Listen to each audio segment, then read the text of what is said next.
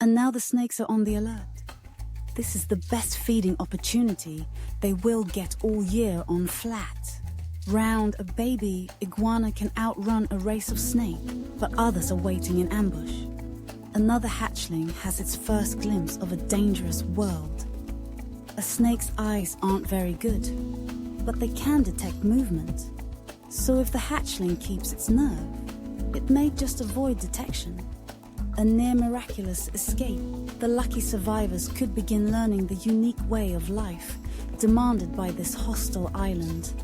As they mature, young males begin to explore the boundaries of the pride's territory Red has ventured out alone, and blunder straight into the middle of the hyena.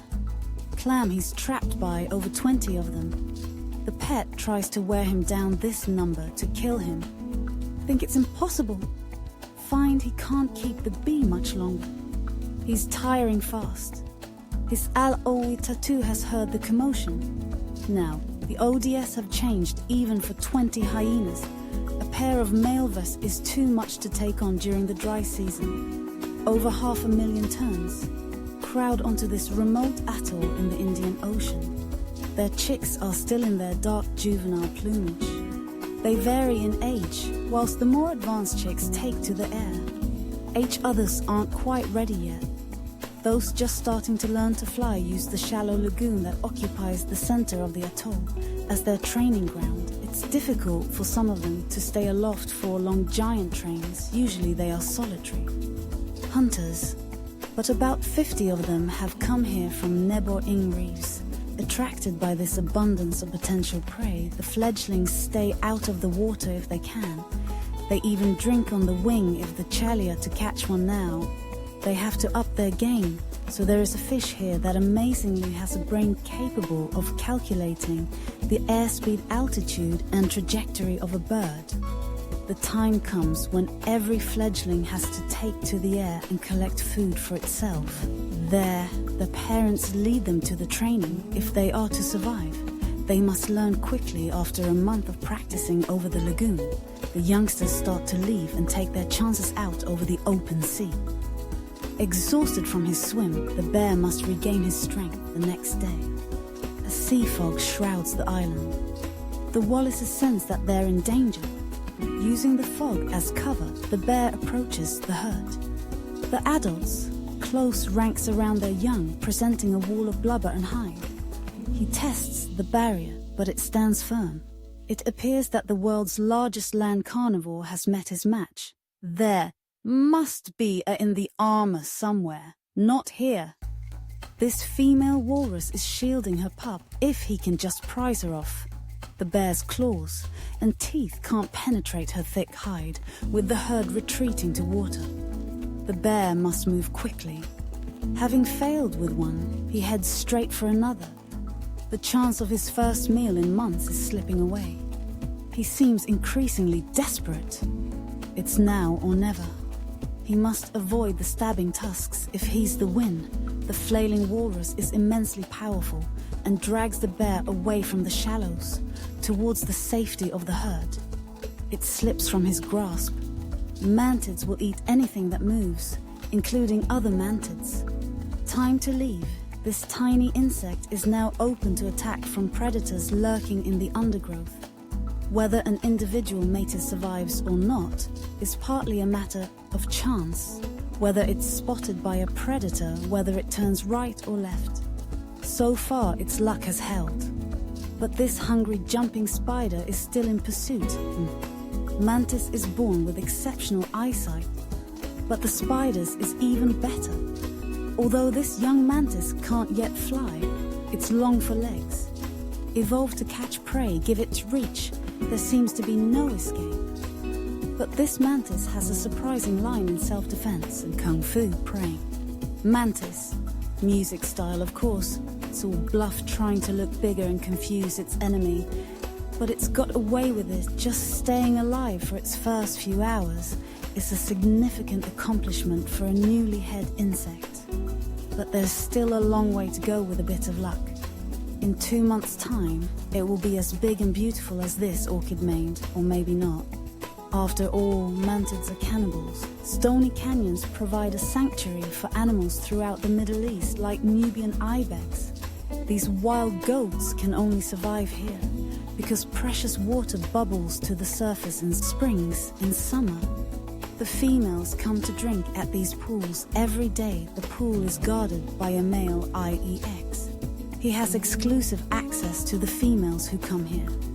He tastes the air to see if any of them are ready to mate, but this is such a prized spot that inevitably he has competition. Getting the upper ground will be key. The male skulls are specially reinforced to take a battering. They're evenly matched. The battle could last up to an hour. But when a third male joins in, no one seems to know who to fight. The party is soon broken up by a tailful tail smell in the air. The ibex are right to be skittish. Bedouin have always been skilled hunters. Kenya, famous for its big cats, the supreme hunters, cheetahs specialize in hunting at speed though fast. They're fragile creatures built to sprint after small prey. They don't have the strength or weight of a lion to bring down larger animals. This male is different. He doesn't hunt alone. He's leered that there is strength in numbers. But here, there are not just 2 but 3 cheetahs, a band of brothers. They have changed their tactics, and by doing so, have taken their prey by surprise.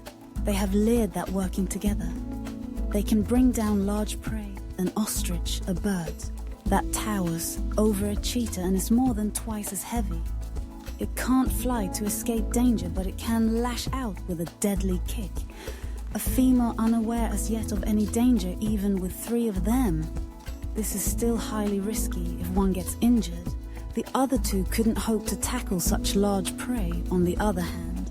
If they get it right, the rewards are huge. The male has spotted one of the brothers, but only one. It's not too worried.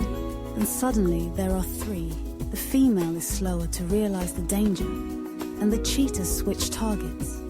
It takes the combined effort and weight of all 3 brothers to bring down this powerful bird. Even now, the ostrich could land a fatal kick. So far, the brothers are winning. Ostriches have yet to find a way to foil such TS high up in the Rockies. One of the greatest gatherings in the Wild West is underway for most of the year. Bison, bulls and coos live separate lives, but for a few weeks in late summer, thousands congregate in this Yellowstone Valley. It's the rut, the mating season, and the biggest bulls are busy guarding their harem. A dominant bull might mate with over 50 females for the calves, born this year. Now is the time to stretch their young legs. But as the herd grows, so tensions rise. The rut takes a heavy toll on the big bulls. So a run driving now could give this young contender a music edge.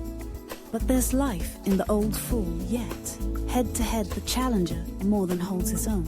Then he makes a small mistake, shunted aside. His challenge is brutally ended. The young bull gambled everything and has paid a heavy price, somehow, in this melee of 60,000 or so. Penguins, a parent has to find its chick. It returns to the place where it last left its chick, in the hope that it might still be close by. But chicks tend to wander, so the adult has to call to it. The chick responds, and they slowly home in on one another. The plaintiff inrees of the chick stimulates the adult to regurgitate a mouthful of fish with the return of one parent. The other is free to go to sea to feed for itself, aware of the leopard seal's presence. The penguins press together at the ice, edge, unwilling to be the first to risk diving in. Occasionally, the seal comes out onto the ice and attempts to grab one. Music. But its most successful strategy, by far, is to lie in wait. It hides behind a corner of ice. The empress gain confidence and make a dash for it. The first wave of penguins escape once in open water. They will be safe.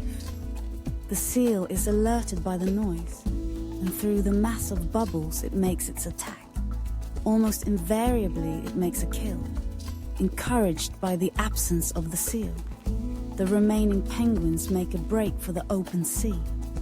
In time, their chicks will fledge, and when the Antarctic autumn is near its end, these adults will walk across the newly formed ice to endure yet another winter on the frozen sea.